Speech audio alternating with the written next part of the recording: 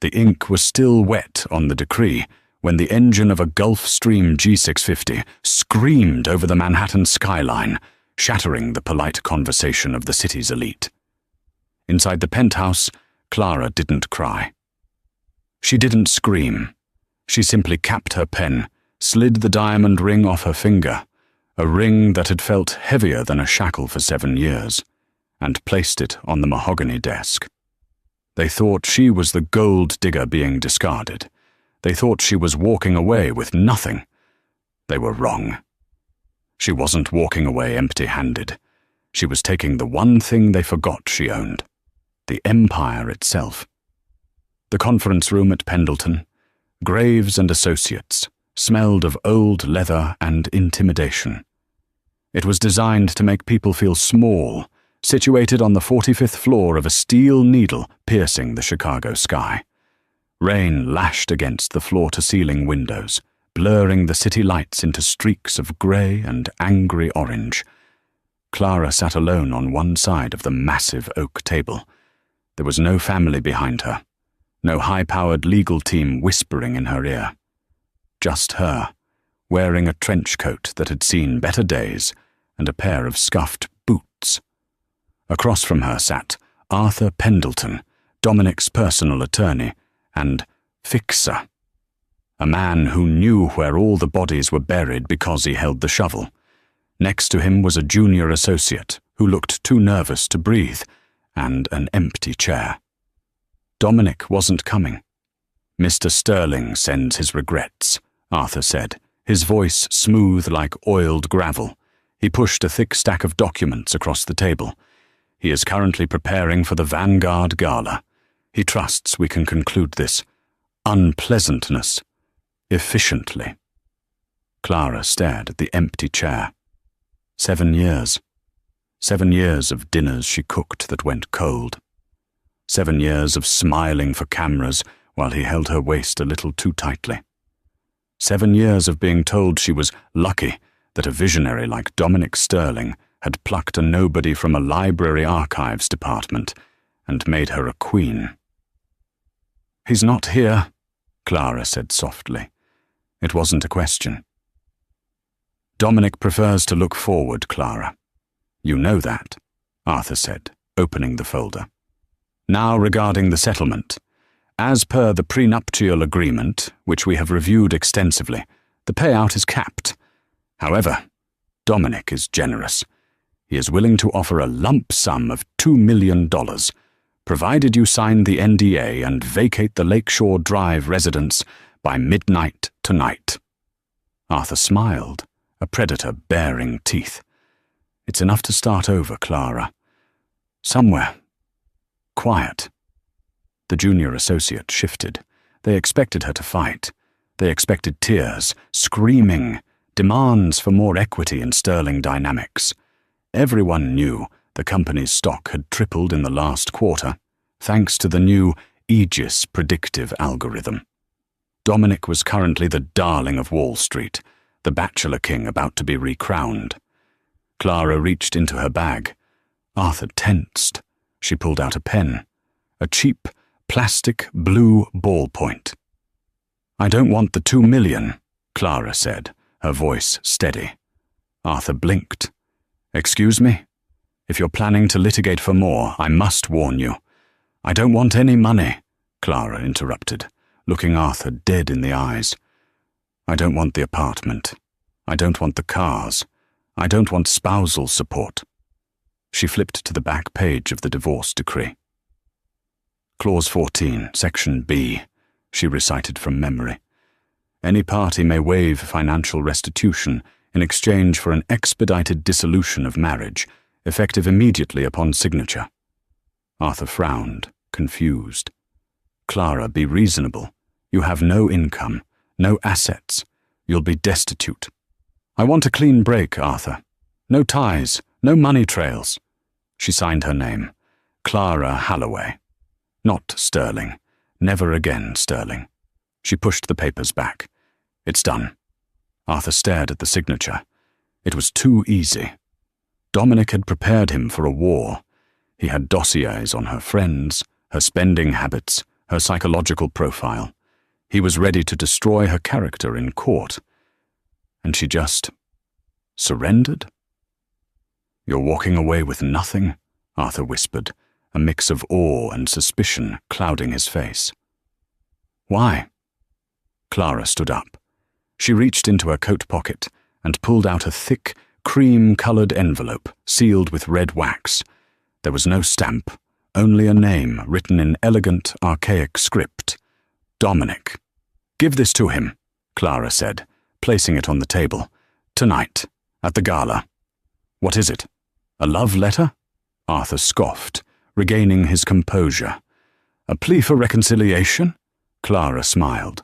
It was a smile Arthur hadn't seen before. It didn't reach her eyes, which were cold and hard as the glass behind her. "It's a reminder," she said. She turned and walked toward the heavy double doors. "Clara," Arthur called out, unable to help himself. "What are you going to do now?" Clara paused, her hand on the brass handle. "I'm going to go home." "Home? Your parents are dead. You sold your childhood house to pay for Dominic's first server farm." "I know," she said. She opened the door and stepped out. As she walked through the marble lobby of the law firm, she didn't call an Uber. She walked straight out into the pouring rain. A black sedan was idling at the curb, not a town car, but a heavily armored Mercedes Maybach with tinted windows so dark they looked like voids. The driver, a man with a scar running down his neck, stepped out instantly, holding a large umbrella. He didn't look like a chauffeur, he looked like private military. "Ma'am," he said, opening the rear door. "The jet is fueled and waiting at O'Hare. The flight plan to Zurich is filed." "Thank you, Victor," Clara said, sliding into the leather interior that smelled of safety. Inside the car, a laptop was open. A video feed showed a live stream of the Sterling Dynamics Gala preparations. Clara picked up a secure satellite phone from the seat. She dialed a number that wasn't listed in any public directory. "It's done," she said into the phone. A voice on the other end, deep and heavily accented, replied, "And the Aegis key?" "I have it," Clara said. "Initiate the transfer. When Dominic takes the stage, I want him to be the poorest man in the room." The grand ballroom of the Waldorf Astoria had been transformed into a temple of ego.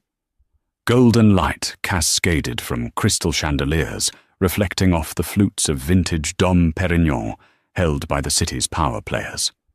This was the night of the year, the Sterling Dynamics Future Gala.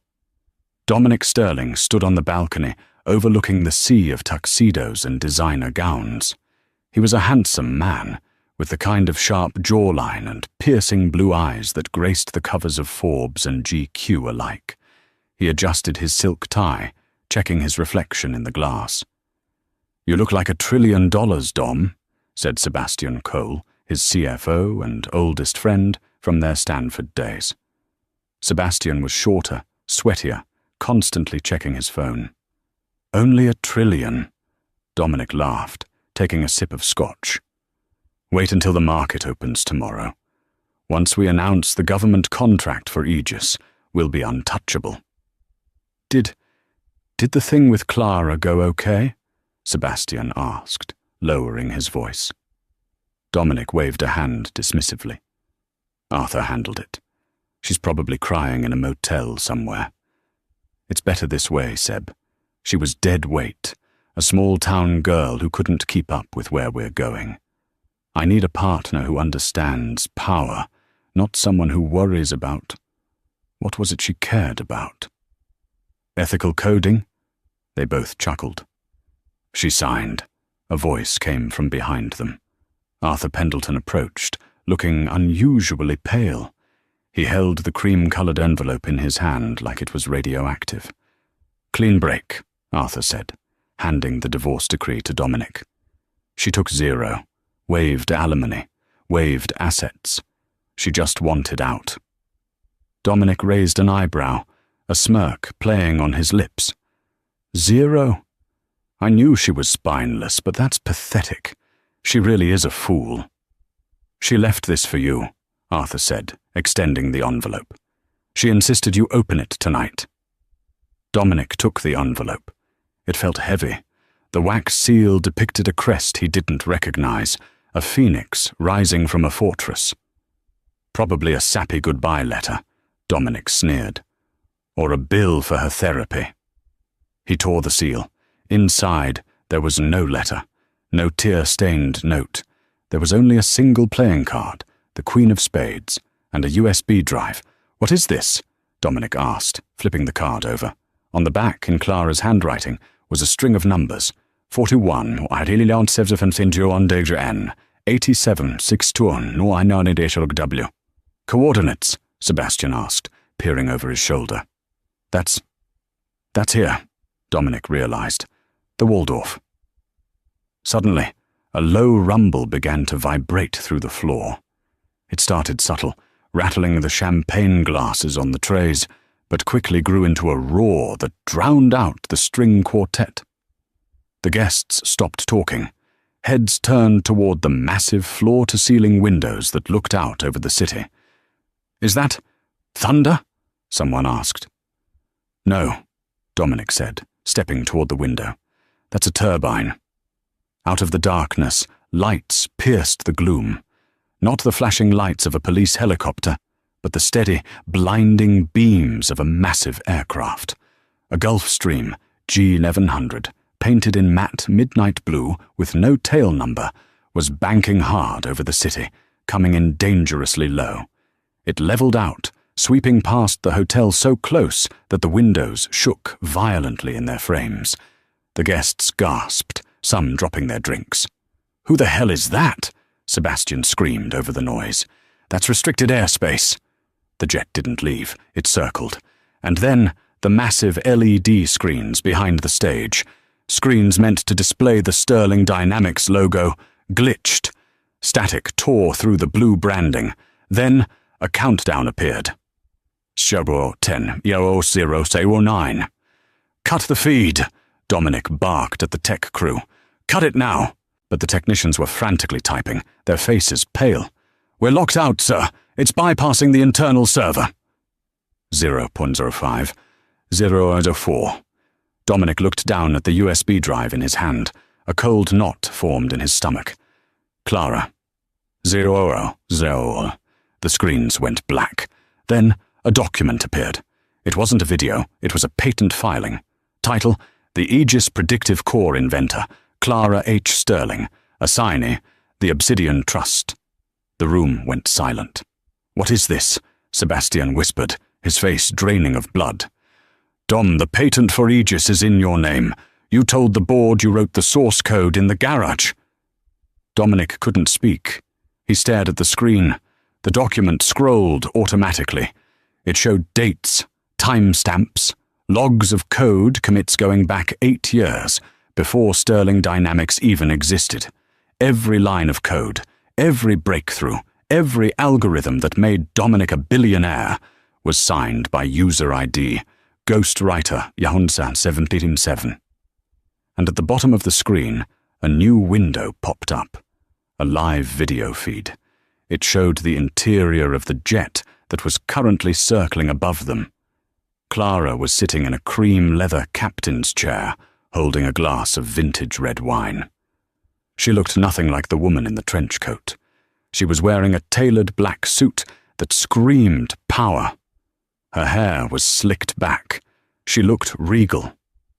Terrifying. She looked into the camera lens, and it felt like she was staring directly at Dominic on the ballroom floor. "Hello, Dominic," her voice boomed through the gala's sound system, crisp and clear. "You wanted a clean break," Clara said, swirling her wine.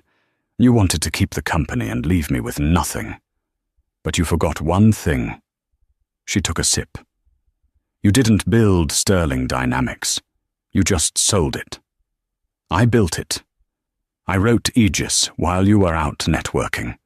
I patched the servers while you slept. And I own the intellectual property." Dominic grabbed a microphone, his hands shaking. "This is a lie. She's crazy. Security, Cut the audio." "It's not a lie, Dom," Clara continued, her voice overriding his. "And because I knew you'd try to cheat me, I programmed a kill switch." On the giant screen, a command line appeared. "Execute Protocol 0. "No!" Dominic screamed, lunging toward the tech booth. "Sebastian, check the accounts," Clara said, her voice turning icy. Sebastian was already on his phone, frantically tapping. He looked up at Dominic, his eyes wide with horror. "Dom!" Sebastian choked out. "The accounts, the Cayman holdings, the operating capital. What about them?" Dominic roared. "They're draining. It's an automated clawback. The IP owner is reclaiming royalties for unauthorized use. It's taking everything. How much? Billions, Dom. It's moving billions per second." On the screen, Clara leaned forward. "I tried to be a good wife, Dominic. I tried to be your partner, but you wanted a trophy. So now, I'm taking my ball and going home." The jet on the screen banked sharply. Outside the window, the real jet roared its engines, climbing vertically into the clouds, leaving the gala in stunned silence. Dominic stood alone in the center of the room. The patent document remained on the screen behind him, a 50-foot declaration of his fraud. His phone buzzed, then Sebastian's, then Arthur's, then the phones of every investor in the room. It was a notification from the stock market. Sterling Dynamics, STR. Trading halted. Reason: pending SEC investigation for intellectual property theft. Dominic dropped the microphone. It hit the floor with a deafening thud, signaling the end of his reign. But for Clara, soaring at 30,000 feet, it was just the beginning. The tires of the Mercedes Maybach crunched over the fresh powder snow as the car wound its way up the Zurich berg. Below, the city of Zurich glowed like a circuit board of gold and amber, reflected in the dark waters of the Limmat River. Clara didn't look back. She was watching the Bloomberg ticker on the car's embedded screen. Sterling Dynamics, STR. Down 64% pre-market. DOJ announces probe into fraud allegations. Dominic Sterling, missing from gala. "Satisfied?" Victor asked from the driver's seat. His eyes watched her in the rearview mirror, protective and unblinking. "It's a start," Clara murmured. She closed the laptop. "But a wounded animal is dangerous. Dominic won't just roll over. He has connections in the Senate. He has the NSA on speed dial. By tomorrow morning he'll spin this. He'll say I'm a disgruntled ex-wife who hacked the system. He'll say the patent is a forgery." "That is why we are here," Victor said, as he turned the car into the heavy iron gates of a private estate. It wasn't a hotel. It was the ancestral home of the Blackwood family. The car stopped in front of a stone chateau that looked like it had survived 3 wars. Standing on the steps, wrapped in a camel hair coat and smoking a thin cigar, was Harrison Blackwood. Harrison was in his 60s, with silver hair and a face carved from granite. He was the old money that Dominic Sterling had spent his career mocking. Dominic called men like Harrison dinosaurs. But dinosaurs had big teeth. Clara stepped out of the car. The air was biting cold, a sharp contrast to the heated, perfumed air of the Chicago gala. "Clara," Harrison said, stepping forward to kiss her cheeks, European style. I watched the live stream, the look on his face. It was worth every penny of the $50 million I put into the Obsidian Trust. "He's not finished, Harrison," Clara said, walking with him into the grand foyer, where a fire roared in a fireplace large enough to roast a steer. "Dominic has a backup server farm in Nevada, the Cerberus unit. If he activates it, he can override my kill switch and regain control of the Aegis algorithm." Harrison handed her a glass of brandy. "Then we must ensure he never reaches Nevada." He led her into a library filled with first edition books and monitors displaying global data traffic. I have arranged a meeting with the board of directors of Stark Fujimoto, our Japanese competitors, Harrison said, sitting in a leather wingback chair. If we merge your patent with their hardware manufacturing, we can launch aegis tests before Dominic can even get his lawyers out of bed. We crush him not just legally, but commercially. Clara took a sip of the brandy. It burned, grounding her. There's a problem, Harrison. Oh? Dominic knows about the Nevada failsafe. But he doesn't know I know. Clara walked to the window, looking out at the snowy tree line. He's going to try to negotiate with me first. He'll think I want money. When that fails, he'll send someone to kill me. Harrison's expression darkened. You are safe here. My security detail is XSS. Dominic doesn't use thugs, Harrison. He uses ghosts. Clara turned to face him. He uses a contractor named Kalen, ex-CIA Special Activities Division.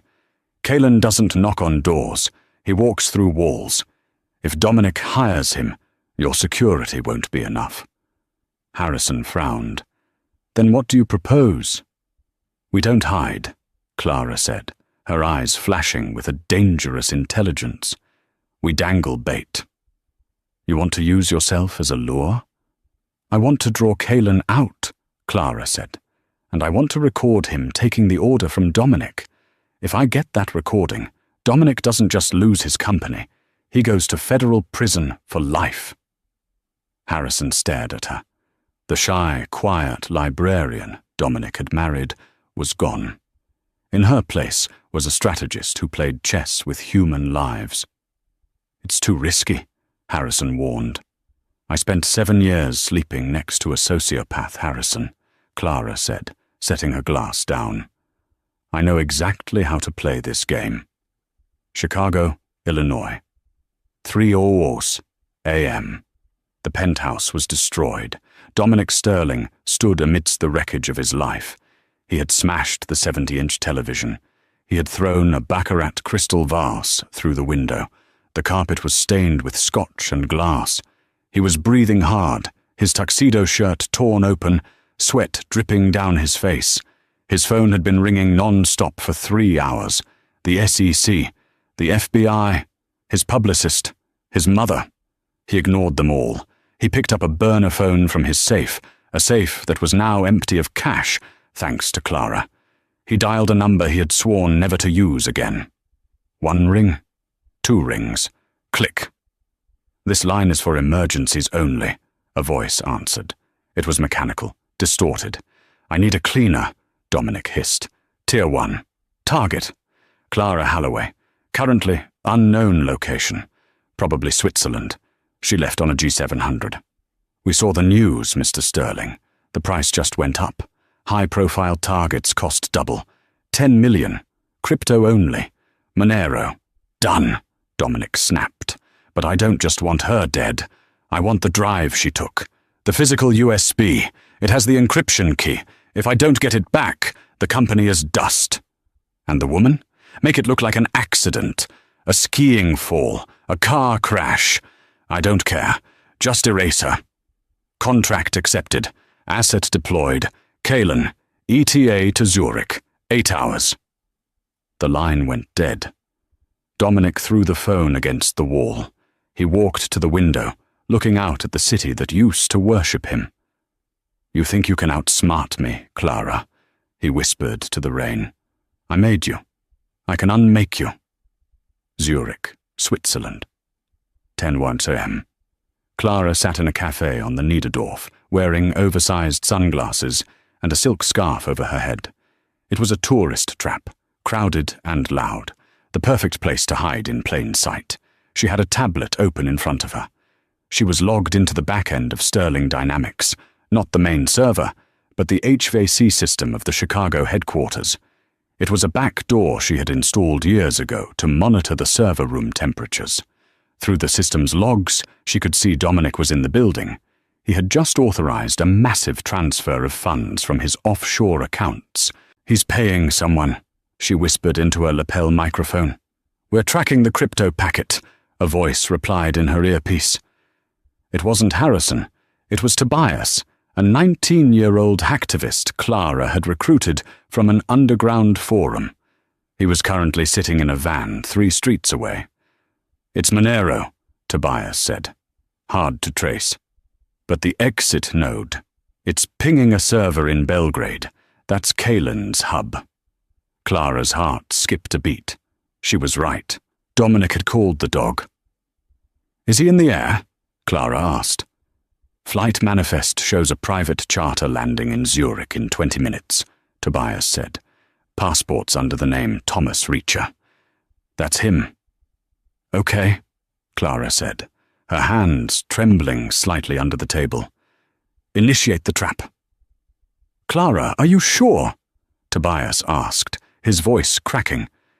"This guy kills people for a living." "Just do it, Tobias." She tapped a key on her tablet. Instantly, a notification popped up on Dominic's phone in Chicago and simultaneously on the tablet of the assassin currently descending into Zurich airspace. It was a geotag. Location: shared, Clara Holloway. Current status: active. Location: the Fraumünster Church, Zurich. She was broadcasting her location. Clara stood up, leaving a 20-franc note on the table. She walked out into the cobblestone street. The air was crisp. She headed toward the church, famous for its stained glass windows. She entered the massive cathedral. It was dimly lit, the light filtering through the Chagall windows, casting pools of blue and green on the stone floor. It was empty, save for a priest near the altar. Clara walked to the center pew and sat down. She waited. 10 minutes passed, then 20. The heavy wooden doors creaked open. A man entered. He wore a grey wool coat and a flat cap. He looked like any other tourist, perhaps a bit fitter, a bit more alert. He didn't look at Clara. He walked to the side aisle, examining a statue, but Clara felt the change in the air pressure. The predator had arrived. She didn't move. She stared straight ahead at the altar. The man, Kalen, moved silently. He closed the distance between them without making a sound on the stone floor. He was 10 feet away. 5. He slid into the pew directly behind her. "Lovely windows," he whispered. His voice was American, flat, devoid of emotion. Chagall claimed they represented peace. Ironic. "Hello, Kalen," Clara said, not turning around. "You know who I am," he said. It wasn't a question. "That means you know why I'm here." "Dominic paid you 10 million, Clara said. "I can pay you 20. Kalen chuckled softly. "I don't break contracts, Mrs. Sterling. It's bad for the brand. Besides, he offered a bonus for the drive." Clara felt the cold press of a suppressor against the back of her neck, hidden by the high collar of the pew.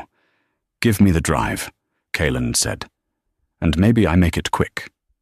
"I don't have the drive," Clara said calmly. "Don't play games." "I don't have it," she repeated. "Because I mailed it." The gun pressed harder. "Mailed it where?" "To the Department of Justice in Washington, D.C., Clara lied. "Addressed to the Attorney General. It's scheduled to arrive tomorrow morning, via diplomatic courier. You can kill me, Kalen, but you can't stop the mail." Kalen paused. He was calculating. If the drive was gone, his primary objective failed. "You're lying," he said. "Am I?" Clara pulled her phone out slowly. "Check the tracking number." She held the phone up. On the screen was a FedEx diplomatic tracking page. Status: in transit. Kalen hesitated. In that split second of doubt, the trap sprung. The priest at the altar turned around. It was Victor. He raised a suppressed MP5 submachine gun and fired a 3-round burst, not at Kalen, but at the massive chandelier hanging above the nave. The chain snapped. Kalen looked up, his reflexes kicking in. He dove sideways into the aisle just as tons of crystal and iron crashed down onto the pews where they had been sitting. The noise was deafening, a thunderclap of destruction. Dust and shards of glass exploded outward. Clara had already rolled under the heavy oak bench in front of her. Victor was sprinting down the aisle, firing suppressing shots to keep Kaelin pinned. "Move!" Victor screamed, grabbing Clara by the arm and hauling her up. They ran for the side exit. Behind them, Kaelin emerged from the dust cloud, coughing but unharmed. He raised his pistol and fired. A bullet chipped the stone archway inches from Clara's head. Debris cut her cheek. They burst out into the daylight, into a waiting Audi RS7. Harrison was behind the wheel. "Get in!" Harrison yelled. Clara dove into the back seat. Victor jumped in the passenger side. The car peeled out, tires smoking, drifting around the corner just as Kaelin burst through the church doors, gun raised. He didn't fire. There were too many witnesses now. People were screaming, pointing at the church. Inside the speeding car, Clara pressed a tissue to her bleeding cheek. Her heart was hammering against her ribs like a trapped bird. "Did you get it?" Harrison asked, swerving around a tram. Victor held up a tiny device, a high-fidelity audio bug. "I planted it on him when he dove," Victor said, grinning. "It's in his coat collar. We can hear everything he says, and more importantly, everything Dominic says to him." Clara let out a breath she didn't know she was holding. "Now we wait for Dominic to panic." "He will," Harrison said, checking the rearview mirror. "Because I just leaked the rumor that you're meeting with the FBI in Geneva." Clara looked at the blood on the tissue. The game had shifted. It was no longer corporate warfare. It was a hunt. "Take us to the safe house in the Alps," Clara said, staring at her reflection in the window. "We need to prepare for the final play." "What's the final play?" Victor asked. Clara's eyes hardened. "We're going to let Dominic catch me." The Swiss Alps. 2 days later. The safe house wasn't a cabin. It was a modernist cube of concrete and reinforced glass, cantilevered over a sheer drop of 3,000 feet. It was known as Das Auge, the Eye. Accessible only by a single winding road or helicopter, it was the perfect fortress and the perfect cage. Clara stood on the terrace, the freezing wind whipping her hair. She was dressed in a white cashmere sweater that blended with the snow. "He's coming," Victor's voice came through the intercom. "Satellite shows a convoy of 3 black SUVs moving up the pass. They passed the last checkpoint 10 minutes ago." Clara touched her earpiece. "Is the feed live?" "Cameras are rolling," Tobias confirmed from the basement server room. "Every angle covered. Audio is crisp.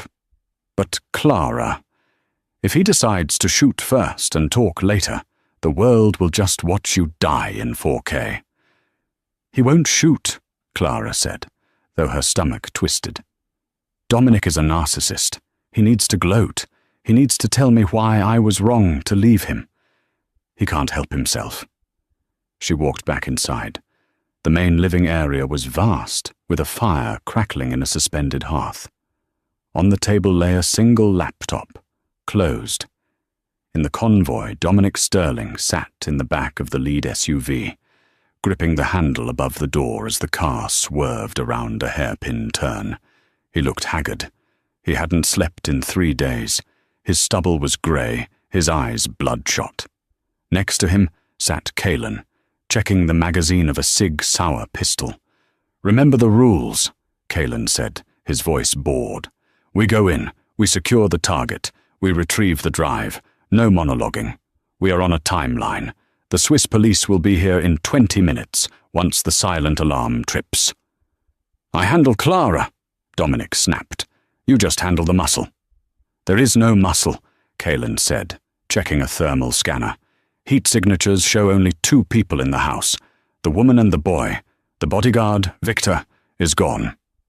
Dominic smiled. She sent him away. She knew it was over. The convoy screeched to a halt at the heavy steel gates. Kalen hopped out, placed a small charge on the lock, and blew it. The gates swung open. The SUVs rolled up the driveway. Dominic stepped out before the car even fully stopped. He marched toward the glass front door, his breath steaming in the cold air. He didn't knock. He kicked the door open. "Clara!" he roared, his voice echoing off the concrete walls. He stormed into the living room. Kalen and 2 other mercenaries fanned out behind him, weapons raised, checking corners. Clara was sitting on the sofa, calmly pouring tea. She didn't look up. "You're late, Dominic," she said. "I expected you an hour ago." Dominic stopped. He panted, staring at her. She looked serene. It infuriated him. "Where is it?" Dominic demanded, walking over and slapping the teacup out of her hand. It shattered against the wall. Brown liquid stained the pristine white rug. "Where is the drive? And where is the backup key?" Clara looked at the stain on the rug, then up at him. "You look terrible, Dom. Have you been eating?" "Shut up!" Dominic grabbed her by the shoulders, hauling her to her feet. "Do you have any idea what you've done? The stock is trading at $4. $4, Clara. I am losing 100 million an hour." "You didn't lose it," Clara said, her voice steady, despite his grip bruising her arms. "You never earned it. I built that company. I sold the vision." "You sold my work," Clara corrected. "You locked me in the basement archives for years, treating me like a glorified secretary while I wrote the code that made you a god. You erased my name from the patents. You gaslit me into thinking I was crazy for wanting credit. Because you are crazy," Dominic shouted, shaking her. "Look at you, hiding in a glass box, thinking you can blackmail me? I own the judges. I own the press. I will bury you, Clara. I will make sure the world remembers you as a mentally unstable thief who died in a tragic home invasion." He signaled to Kalen. "Tear the place apart. Find the drive. Then finish it." Kalen holstered his weapon and pulled out a knife. "Where is the boy? The hacker?" "He's downstairs," Clara said quickly. "Leave him out of this." "Go get him," Dominic ordered. Kalen moved toward the stairs. "Wait!" Clara yelled.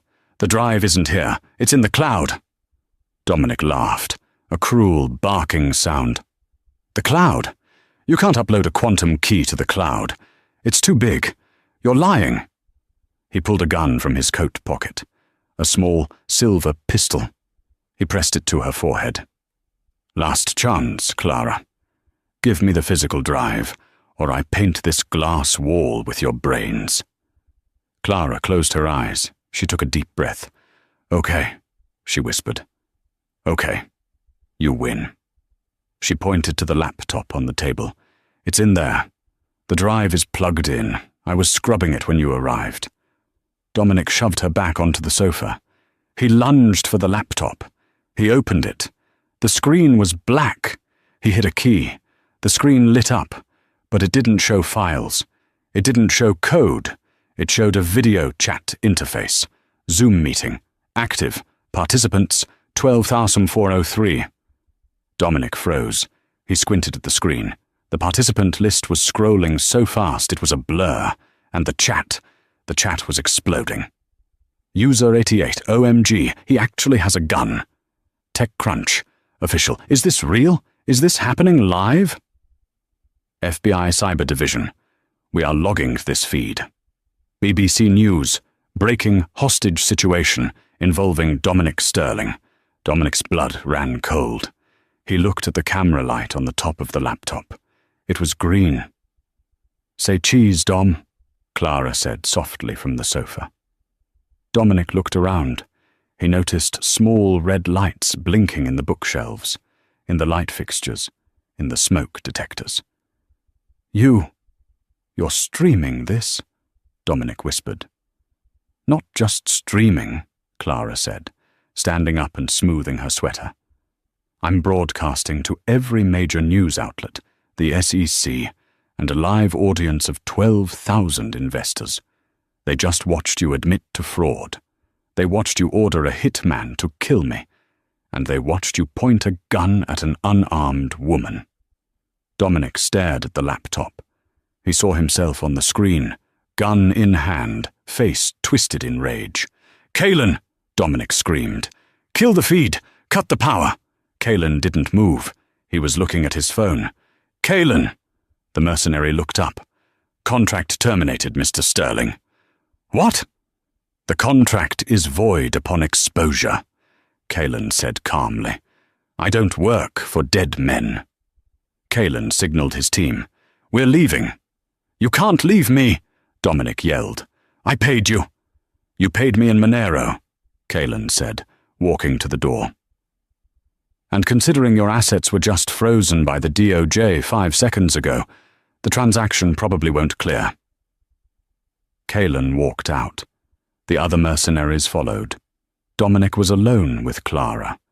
He looked at the gun in his hand, then at Claraara, then at the laptop. "It's over, Dom," Claraara said. "The Swiss police are at the bottom of the hill. You can hear the sirens if you listen." Dominic lowered the gun. He collapsed into a chair, his legs giving out. The fight drained out of him instantly. He looked small, defeated. "Why?" he asked, his voice cracking. "I gave you a life of luxury. Why burn it all down?" Claraara walked over to him. She didn't look afraid anymore. She looked at him with pity. "Because," she said, leaning down so her face was level with his, "I didn't want a life of luxury, Dominic. I wanted a life of honesty." She reached out and gently took the gun from his limp hand. He didn't resist. "And," she added, "I wanted my name back." She placed the gun on the table, next to the laptop where the comments were still flying. Part 6. The Fall of Icarus. The arrest was undignified.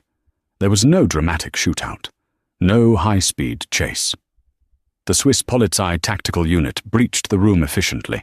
They tackled Dominic, handcuffed him, and dragged him out into the snow. Claraara stood by the window, watching him being shoved into the back of a police van.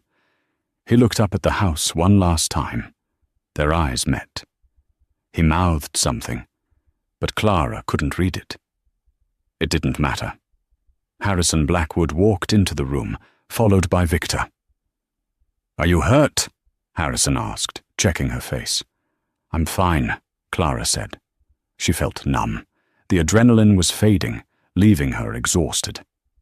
"The feed is cut," Tobias yelled from the basement, running up the stairs. "Claraara, do you know how many views we hit? 4 million concurrent. It's the biggest live event in internet history." Claraara didn't smile. She walked to the laptop and closed it. "It's done," she said. "Not quite," Harrison said gently. He handed her a tablet. On the screen was a breaking news report from New York. Sterling Dynamics files for Chapter 11. Bankruptcy. Board of Directors resigns en masse. CI recognizes Clara Holloway as sole inventor of Aegis. "The stock is worthless," Harrison said. "The company is gutted, but the patent is yours again. You own the technology." Claraara stared at the screen. She owned it. The most powerful predictive algorithm in the world. It was worth billions. "What will you do?" Harrison asked. "You could sell it.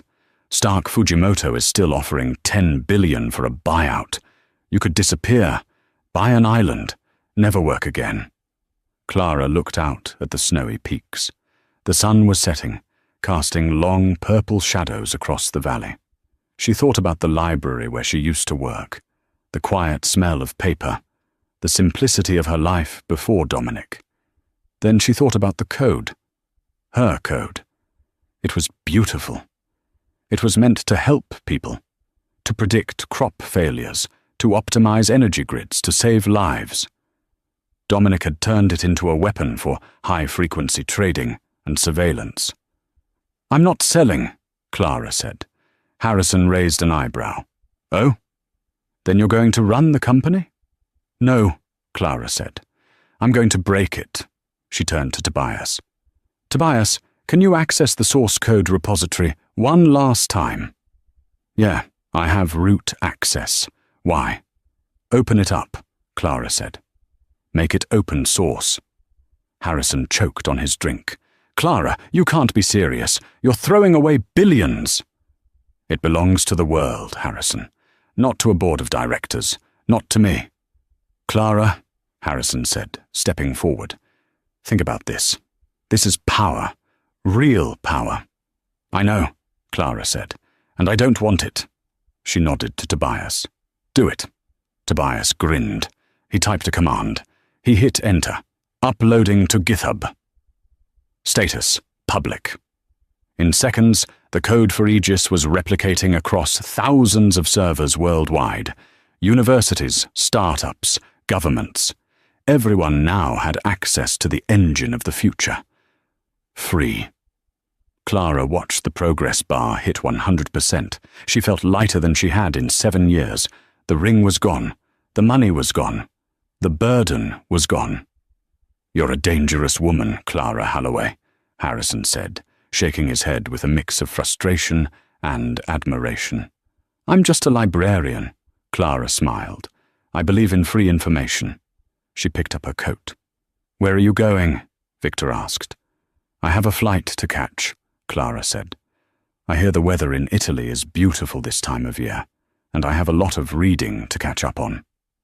She walked out the door, leaving the billionaire, the mercenary, and the hacker in the glass house.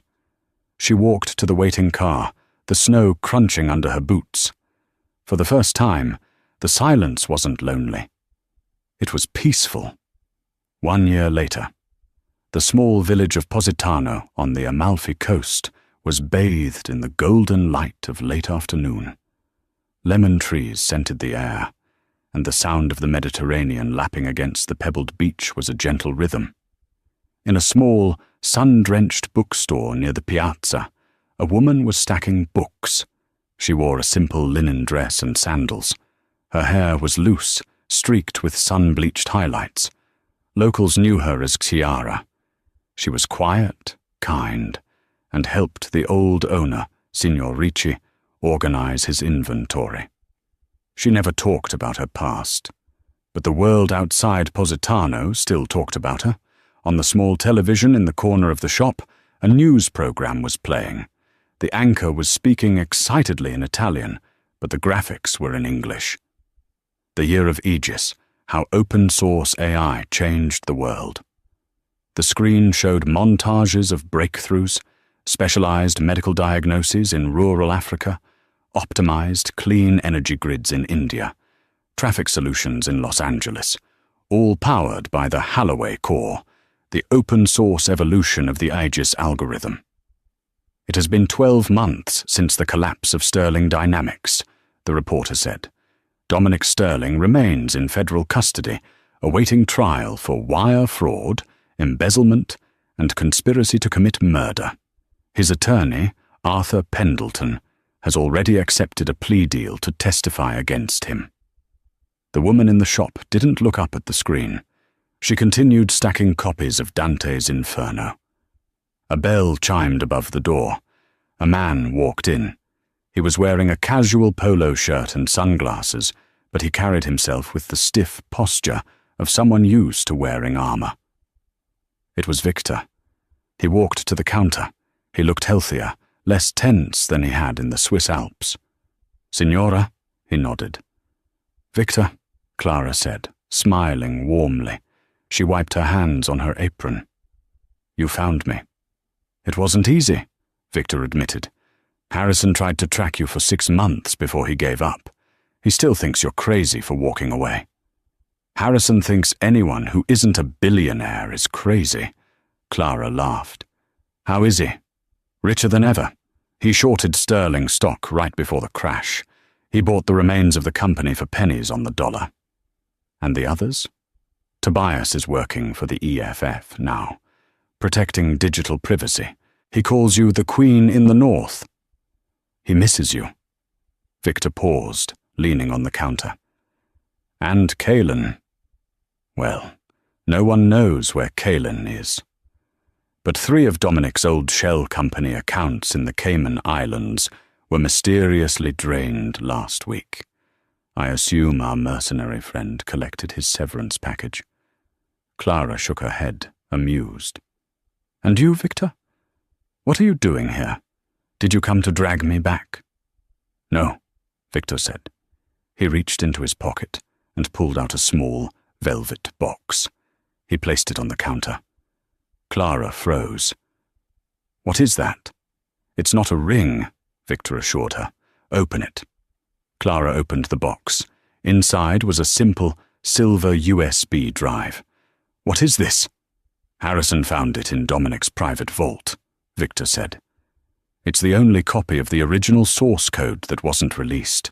The Project Zero files, the military applications, the weaponized version. Clara stared at the drive. It was dangerous. In the wrong hands, it could destabilize nations. Harrison wanted to keep it, Victor said. He said it was insurance. And I stole it, Victor said simply. Because I knew you're the only person in the world who would know what to do with it. Clara looked at Victor. He had risked everything to bring this to her. She picked up the drive.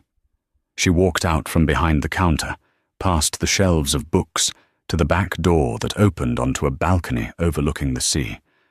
The water was a deep, endless blue. Thank you, Victor, she said. She held the drive over the railing. Are you sure? Victor asked, joining her.